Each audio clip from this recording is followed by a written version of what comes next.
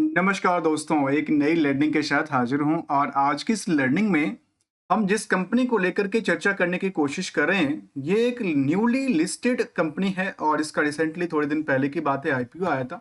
तो हम आईपीओ के बाद मार्केट में कहाँ पे इनका जो जगह है वो क्रिएट कर पाए मार्केट में, जो स्टॉक मार्केट की दुनिया है उस सब उसमें कंपनी का कारोबार से कितना लिंक करता है इनकी निवेशकों का इंटरेस्ट, हम हर एक पहलू की तरफ धीरे धीरे करके जानने की कोशिश करेंगे।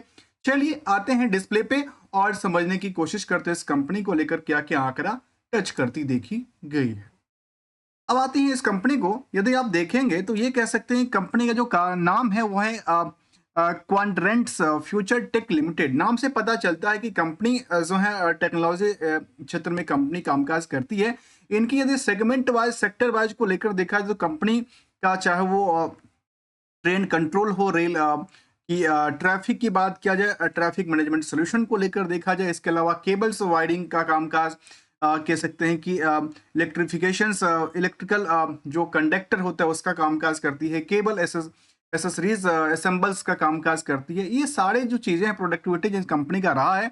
और इसमें यदि प्रोडक्टिविटी रेंज की तरफ चला जाए तो कह सकते हैं कि स्पेशलिटीज केबल्स हैं, ट्रेन कंट्रोल सिस्टम है, इंटरकनेक्ट जो है वो प्रोडक्ट कंपनी बनाती है और इससे कंपनी अपनी कारोबार करती है। और रिसेंटली इसका आईपीओ आया था और आईपीओ की जिक्र भी करने वाले हैं। आईपीओ की जिक्र में ये करूंगा कि आखिर जो आईपीओ आया उसमें कितना फायदा हुआ, कितना नुकसान हुआ, आज के टाइम में मार्केट कहाँ पे जगह क्रिएट कर पा रही है। तो वहां पर देखा जाए तो इसका यदि हम चर्चा करें कंपनी को लेकर तो कंपनी जो है ये कह सकते हैं कि अभी जनवरी में करीब 14 जनवरी को इसका लिस्टिंग हुआ था। ज़्यादा दिन नहीं हुआ है, करीब 1.5 महीने के आसपास मान लेते हैं, 1 महीने के आसपास मानते हैं एग्जैक्टली की बात करूं तो।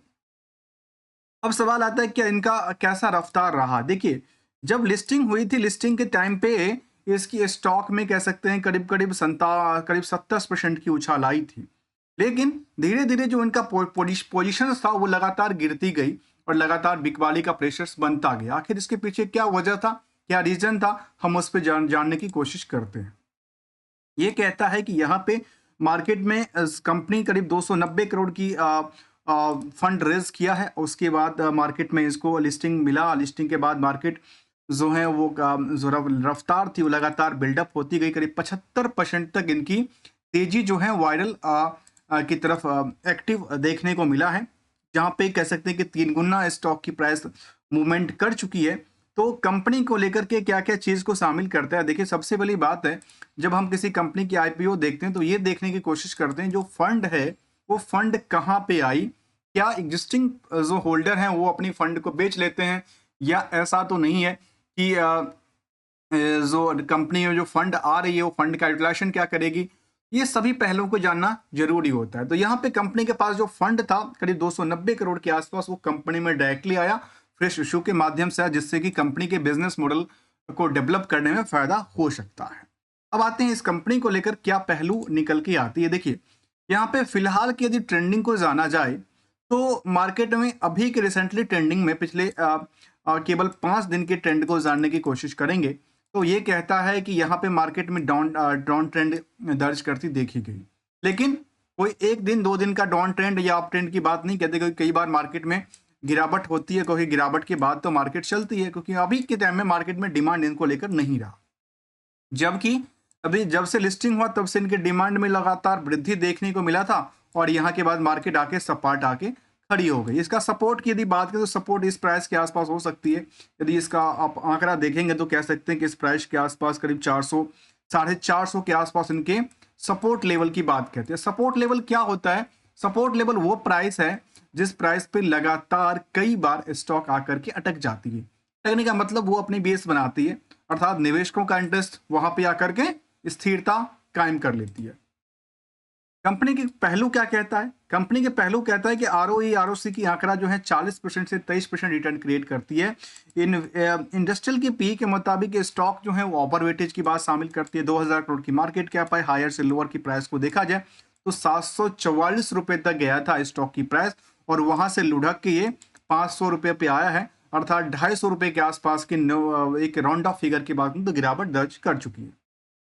निचले पायदान से 150 रुपए के आसपास मार्केट चल चुका है और कह सकते हैं कि अभी जो है ब्रेक डाउन की सिचुएशन क्रिएट करती देखी गई है इन दोनों प्राइसों को आप आपस में एक एवरेज प्राइस निकाल के देखें तो प्रमोटर का कंट्रोल कंपनी में 70% रहा है, तो वहीं पे कंपनी में नेट इनकम मार्जिन देखा है तो 10% की कमाई को सेव भी कर पाती है, जिसमें कि revenue plus other source of income की दोनों नंबरों को ऐड ऑन करने के बाद जो प्रॉफिट दर्ज करती है उसको आप परसेंटेज वाइज कन्वर्ट करेंगे तो ऐसा पता चलता है।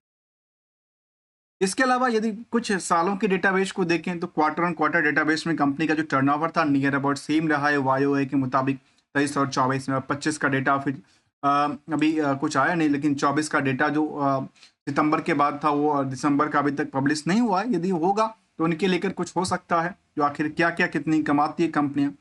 यदि उसकी पुराने डेटाबेस के मुताबिक देखें, जो पेपर वर्क है कंपनी का उसके मुताबिक ये कुछ डेटाबेस कहती है कि यहाँ पे सेल्स में अप ट्रेंड कई बार होती है, कई बार गिरावट होती है, तो कई बार ये कहती है जो प्रॉफिट ग्रोथ पोटेंशियल क्रिएट करती है, तो कई बार मार्केट में इसको गिरावट की संकेत भी देती है। तो ये सब कुछ पहलू था। रिटर्न ऑन इक्विटी अच्छी खासी रिटर्न के साथ मार्केट में बनी हुई है, जबकि पीयर्स से यदि कंपेयर करेंगे इस कंपनी को, जिसमें कि चाहे स्टार लाइट्स टेक्नोलॉजी हो या बिरला केबल जैसी कंपनी शामिल है, तो नॉर्मल कह सकते हैं कि जो बाकी कंपनियां हैं उसके आगे इनमें जो निवेशकों का क्राउड है वो थोड़ा सा ज़्यादा बनी पड़ी है। जबकि चाहे वो बुक वैल्यू के मुताबिक देखें तो बुक वैल्यू के मुताबिक भी फिलहाल आंकड़ा नहीं आती है, लेकिन इसके मुताबिक स्टॉक पी के मुताबिक आंकड़ा साझा होती है। जहां कंपनी में यदि प्रमोटर कंट्रोल के अलावा कुछ कंट्रोल की चर्चा करें तो FIDI की यदि भूमिका को देखें तो 2% रही है FI के दो तो, और 16% से ज़्यादा कंपनी में DI की भूमिका रही है। तो ये लगता है कि यहाँ पे शायद मार्केट उछलती कूदती है, क्योंकि DII ने यहाँ पे कंपनी में अपनी अच्छी खासी बेटिंग करके रखी है, जहाँ पे लास्ट 10 महीने के डेटाबेस को मुताबिक कंपनी 10% की कमाई को सेव करने में सक्षमता बनाती है। जनवरी का डेटाबेस जब आया था उसमें 22,000 से ज़्यादा निवेशक थे।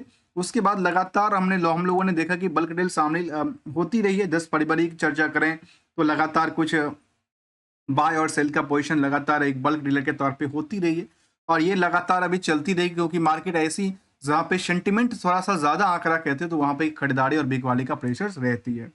कंपनी को लेकर के बोर्ड मीटिंग को लेकर के अपडेट कहती है कंपनी कहती है कि 31 दिसंबर वाला रिजल्ट जो है कंपनी का वो आने वाली है, और उन्होंने जिक्र करके ये बताई है जो करीब करीब 13 फरवरी को रिजल्ट आएगा। तो 13 फरवरी एक कह सकती हैं एक वेटिंग वाला सिचुएशन है, जहाँ पे मार्केट में इनको हलचल क्रिएट करने की चांस क्रिएट हो सकती है।